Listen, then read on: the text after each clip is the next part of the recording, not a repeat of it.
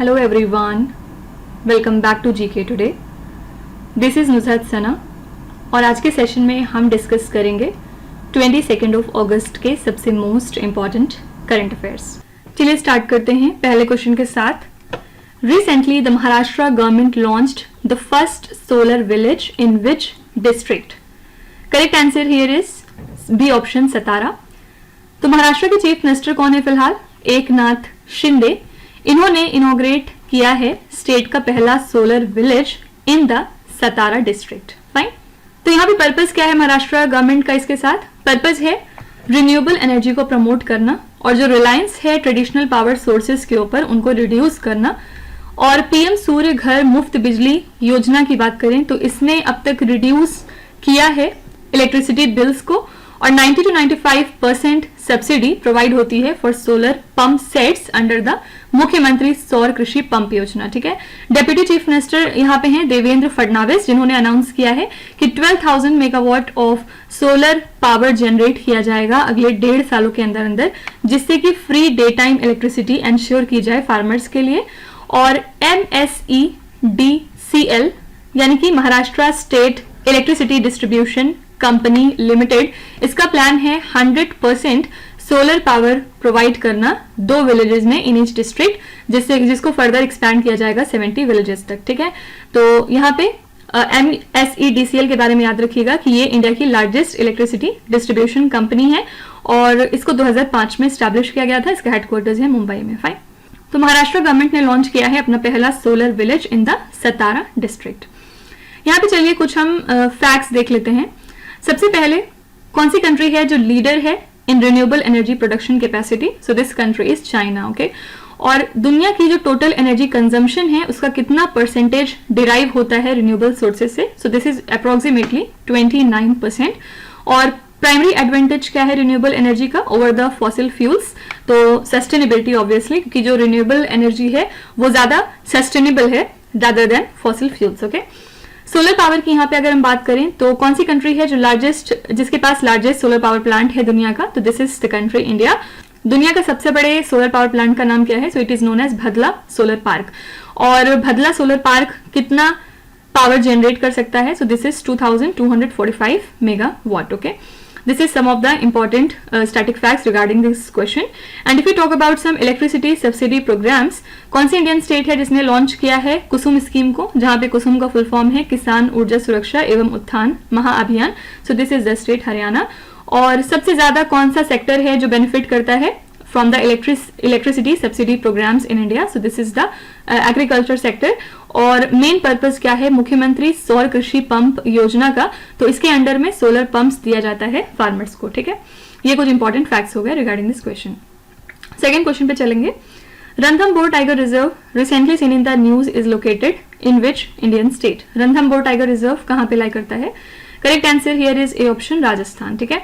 तो forest department ने actually fine लगाया है 14 SUV ओनर्स के ऊपर 1 लाख रुपए ईच का। रीजन क्या है? For illegally entering this Ranthambore tiger reserve during an adventure rally. ठीक है। यही रीजन है कि ये टाइगर रिजर्व न्यूज में आ गया था। और इसकी बात करें तो ये लोकेटेड है at the junction of Aravallis and Vindhya ranges, जो कि 14 किलोमीटर दूर है फ्रॉम सवाई माधोपुर राजस्थान। और ये one of the northern India's largest tiger reserve है, जो कि अप्रोक्सीमेटली 1411 स्क्वायर किलोमीटर का एरिया कवर करता है। और पहले ये एक बहुत रॉयल हंटिंग ग्राउंड भी माना जाता था। ओके। ये रिजर्व फीचर करता है डाइवर्स लैंडस्केप्स को, जैसे कि इसमें रणथंभौर फोर्ट मौजूद है और कुछ रिवर्स हैं लाइक चंबाल एंड बानस और कुछ लेक्स भी हैं लाइक पदम तालाब। तो ग्रेट बाउंड्री फॉल्ट मार्क करता है जहां पे विंध्या प्लेटूज मीट करते हैं अरावलीज के साथ। ठीक है। तो रणथंभौर टाइगर रिजर्व की लोकेशन आपको याद रखनी है। It lies in the state of Rajasthan. कौन से ईयर में रणथंभौर टाइगर रिजर्व को स्टैब्लिश किया गया था? So it was established in the year 1980। और ये जो रणथंभौर फोर्ट है इसको किस डायनेस्टी ने बिल्ड कराया था? तो this is Chauhan dynasty. Okay. और अरावली रेंजेस की यहाँ पे अगर कुछ बात करें तो हाईएस्ट पीक कौन सी होती है अरावली रेंजेस की? It is the Guru Shikhar. और अरावली रेंजेस की एंशिएंट सिटी है उदयपुर। ओके। कौन सा मिनरल है जो कि ज्यादातर आपको मिलता है अरावली से, सो that is marble. Fine. Vindhyan ranges की बात अगर हम करें तो विंध्यन रेंजेस से कौन सी रिवर ओरिजिनेट होती है? This is the Chambal river. कौन सी प्लेट्यू है जो कि फॉर्म होती है by the Vindhyan ranges? It is the Malwa plateau. और इसके अलावा कौन से दो ज्योग्राफिकल फीचर्स हैं जो कि कनेक्टेड हैं by the great boundary fault? These are the Aravalli ranges and the Vindhyan plateau. Okay, next question पे चलेंगे। Which institution is associated with rapid innovation and startup expansion means RISE Accelerator program that was recently seen in the news? Correct answer here is C option, Atal Innovation Mission. Okay, so Atal Innovation Mission and CSIRO lies in Australia and ये दोनों मिल के invite कर रहे हैं India और Australia के startups को, साथ ही MSMEs को, कि वो अप्लाई करें for the climate smart agritech cohort of the India Australia rise accelerator. ठीक है, राइज एक्सेलरेटर याद रखिएगा लॉन्च किया गया था 2023 में। ये बेसिकली सपोर्ट करता है इनोवेटिव एग्रीटेक सॉल्यूशंस को for shared environmental and climate challenges between India and Australia. ये प्रोग्राम बिजनेसेस को हेल्प करता है जहां पे पर्पस है इंटरनेशनल एक्सपेंशन, पर्टिकुलरली ऐसे बिजनेसेस जो कि फोकस करते हैं एग्रीकल्चरल प्रोडक्टिविटी को इन्हांस करने के लिए और उनकी रेजिलियंस को बढ़ाने के लिए। जो भी सिलेक्टेड पार्टिसिपेंट्स हैं वो इंगेज होंगे 9 मंथ के एक प्रोग्राम में जहां पे उनको ऑनलाइन टीचिंग करवाई जाएगी, ऑनलाइन उनको सिखाया जाएगा, इन पर्सन सेशंस कंडक्ट कराए जाएंगे, फील्ड ट्रायल्स होंगे और साथ ही टेक्नोलॉजी पायलट्स होंगी दोनों कंट्रीज में। ठीक है, पर्पस यहाँ पे क्या है? फार्मर की नीड और उसके प्रैक्टिसेस को एम्फेसाइज करना। ठीक है, तो अटल इनोवेशन मिशन रिलेटेड है rapid innovation and startup expansion accelerator programme के साथ जो आजकल चर्चा में है। ठीक है, अटल इनोवेशन मिशन के बारे में कुछ फैक्ट्स देखते हैं। सबसे पहले अटल इनोवेशन मिशन किस साल में स्टैब्लिश हुआ था? इसको स्टैब्लिश किया गया 2016 में। करंट CEO कौन है अटल इनोवेशन मिशन के? सो दिस इज चिंतन वैष्णव।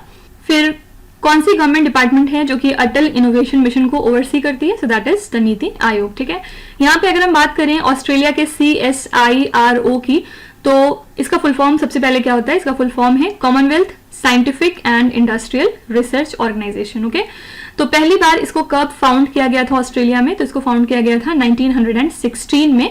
और ये जो CSIRO है इसके सुपर कंप्यूटर का नाम क्या है जिसको कि रिसर्च के लिए यूज किया जाता है? इट इज नोन एज गडी। ओके, नेक्स्ट क्वेश्चन पे चलेंगे।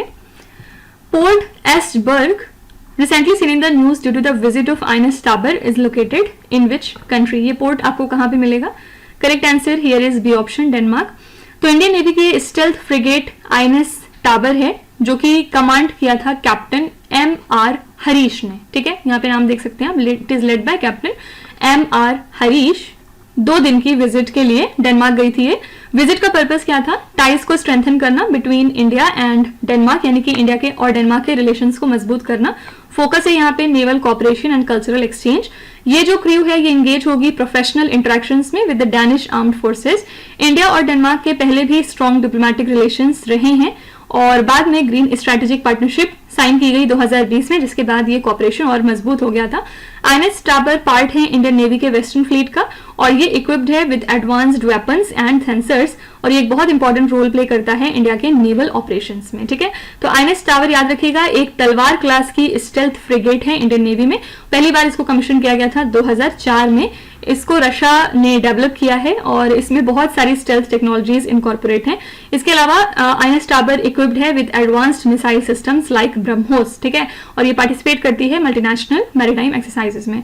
ठीक है, यहाँ पे चलिए कुछ बात करते हैं इंडियन नेवी की। सबसे पहले फर्स्ट एयरक्राफ्ट कैडेट कौन सा था इंडियन नेवी का? So this was INS Vikrant. और कौन से ईयर में इंडियन नेवी का मरीन कमांडो यूनिट स्टैब्लिश किया गया था? तो इसको 1987 में स्टैब्लिश किया गया। ठीक है, और डेनमार्क कंट्री की अगर हम बात करें तो कैपिटल सिटी कौन सी है डेनमार्क की? सो that is Copenhagen. Okay, similarly अगर हम आइनस टाबर के बारे में कुछ फैक्ट्स देखें तो कौन से क्लास की स्टेल्थ फ्रिगेट है आइनस टाबर? याद रखिएगा तलवार क्लास को बिलोंग करती है। ठीक है, पहली बार आइनस टाबर को कमीशन किया गया था 2004 में। और कौन से शिपयार्ड है रशिया में जिसने की बनवाया था आइनस टाबर को? So that is the Baltic shipyard. Simply आप ये भी याद रख सकते हैं कि रशिया ने इस शिप को डिजाइन किया था। ठीक है, नेक्स्ट क्वेश्चन पे चलेंगे। Recently, the Defense Minister inaugurated the new Indian Coast Guard Maritime Rescue Coordination Center in which Indian city? ये कहाँ पे inaugurate किया गया है? Correct answer here is D option, Chennai. रक्षा मंत्री हमारे कौन है? राजनाथ सिंह। इन्होंने inaugurate किया है नया Indian coast guard maritime rescue coordination centre कहां पे किया है, तो चेन्नई सिटी में, ठीक है। और इसके अलावा इन्होंने वर्चुअली लॉन्च किया है regional marine pollution response centre को चेन्नई में, साथ ही कोस्ट गार्ड इनक्लेव को पुडुचेरी में। तो एमआरसीसी का पर्पस यहाँ पे क्या है, कोऑर्डिनेशन को इनहैंस करना और इफेक्टिवनेस को बढ़ाना मैरीटाइम रेस्क्यू ऑपरेशंस के मामले में। पर्पस यहाँ पे क्या रहेगा, मरीनर्स और फिशरमैन जो भी डिस्ट्रेस में है उनको वहां से निकालना। इसके अलावा सेंटर इक्विप्ड है with advanced distress monitoring systems और रियल टाइम कम्युनिकेशन टूल्स भी इनके पास मौजूद हैं, ठीक है। तो यहाँ पे आपको याद रखना है कि डिफेंस मिनिस्टर हमारे राजनाथ सिंह ने इनॉग्रेट किया है नया Indian coast guard maritime rescue coordination centre, कहां पे, चेन्नई सिटी में, ओके। सबसे पहले इंडियन कोस्ट गार्ड की कुछ बात करते हैं। इसको पहली बार स्टैब्लिश कब किया गया था officially, so that was established in 1978। कौन सी इंडियन कोस्ट गार्ड शिप है जो पहली बार कमीशन की गई थी, तो दैट इज आईसीजीएस राजहंस, ठीक है। इसके अलावा कौन सा इंटरनेशनल कन्वेंशन है जिसका पर्पस है मरीन पोल्यूशन को प्रिवेंट करना from ships, so that is MARPOL, okay. MARPOL is basically international convention for the prevention of pollution from ships, और इसको 1973 में अडॉप्ट किया गया था, ठीक है। प्राइमरी पर्पस यहाँ पे क्या है, to minimise the pollution at the oceans and the seas level, जैसे कि ऑयल, केमिकल और गार्बेज ये सब हटाना वहां से।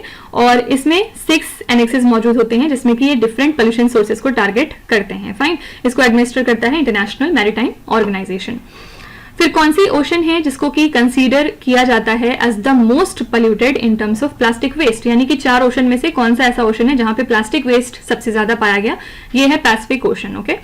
और इसके अलावा international convention for the prevention of pollution from ships को इंट्रोड्यूस कराया गया था 1973 में।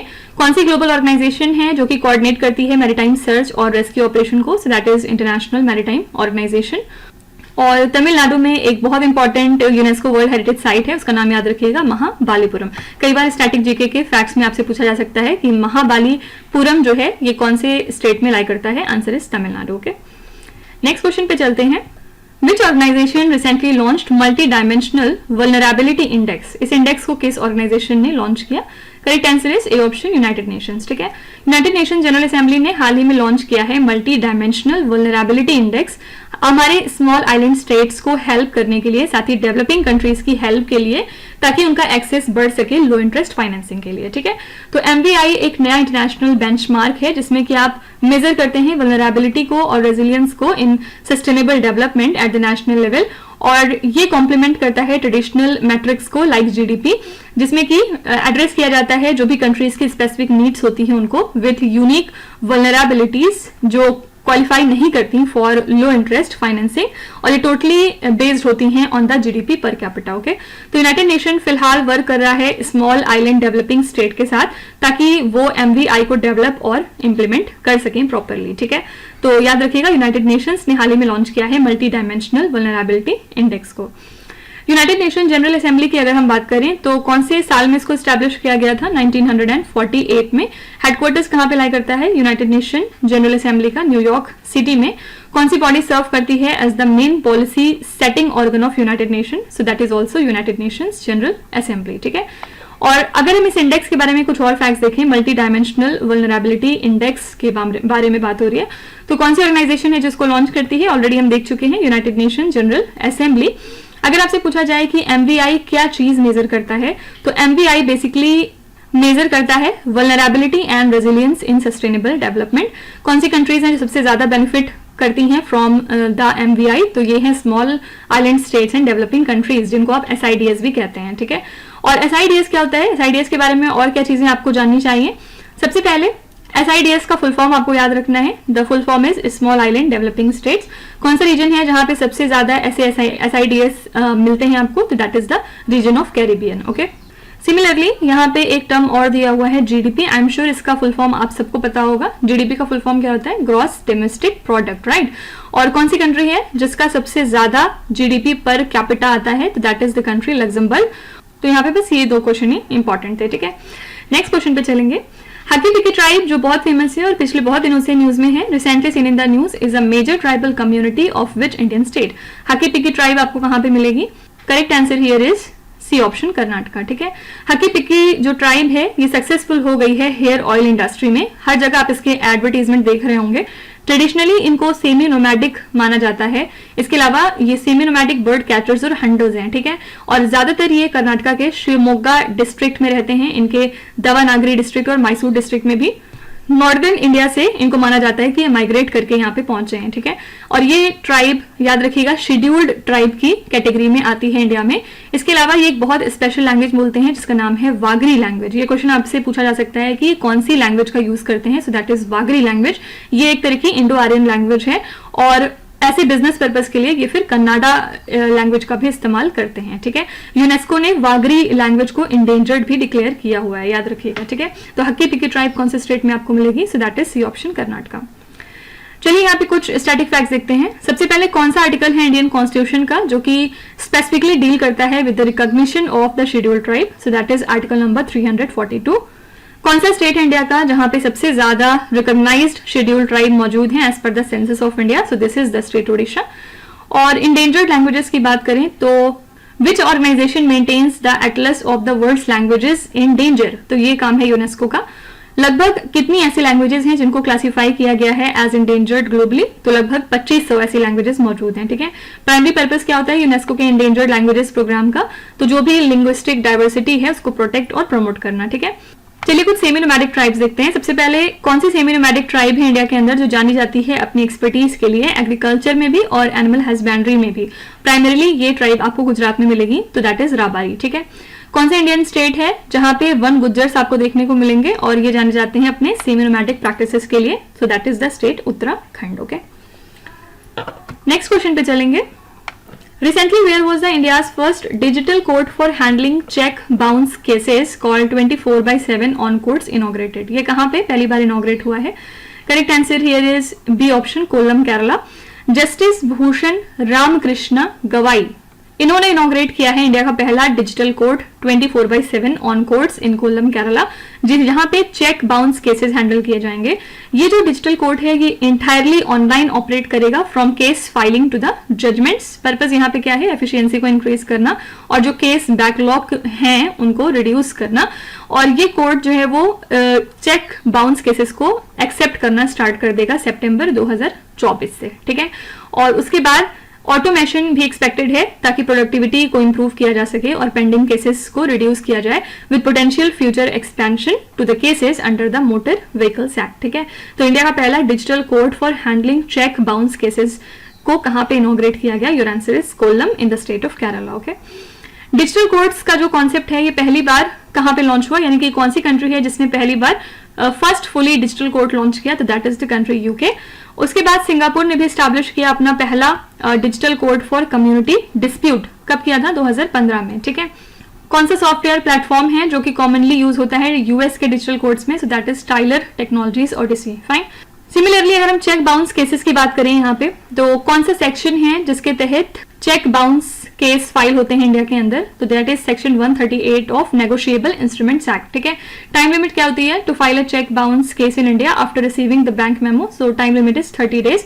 पेनल्टी क्या होती है for dishonouring a cheque under the negotiable instruments act? So double the cheque amount of और 2 years imprisonment और बोथ, यानी कि जितना चेक अमाउंट है उसका डबल पेनल्टी लगेगी। या हो सकता है आपको 2 साल का इम्प्रिजनमेंट सुना दिया जाए, या हो सकता है दोनों ही आपको दे दिया जाए, ठीक है। नेक्स्ट क्वेश्चन पे चलेंगे। Recently, the winners of the 70th National Film Awards were announced by which ministry? तो 70th National Film Award के विनर्स हाल ही में किस मिनिस्ट्री ने अनाउंस किए हैं? Correct answer here is C option, ministry of information and broadcasting. इनके विनर्स को अनाउंस कर दिया गया है।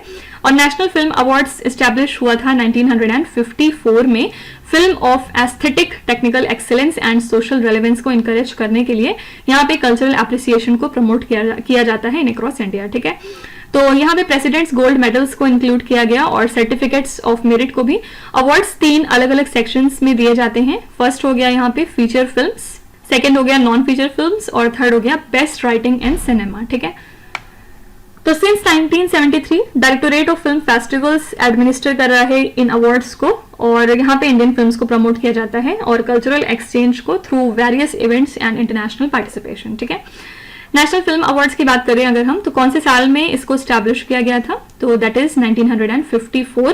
पर्पस क्या था नेशनल फिल्म अवार्ड्स का? जो भी aesthetic technical excellence and social relevance है उसको इंकरेज करना कौन एडमिनिस्टर करता है नेशनल फिल्म अवार्ड्स को? तो डायरेक्टोरेट ऑफ फिल्म फेस्टिवल्स इनको एडमिनिस्टर करते हैं आफ्टर 1973, ठीक है। यहाँ पे क्योंकि ministry of information and broadcasting की भी बात हुई है, तो अगर आपसे पूछा जाए कि कौन से साल में इस बॉडी को स्टैब्लिश किया गया, तो दैट इज 1947। मेन पर्पस क्या है यहाँ पे ministry of information and broadcasting का? जो भी ब्रॉडकास्टिंग और फिल्म इंडस्ट्रीज हैं उनको रेगुलेट और डेवलप करना, ठीक है।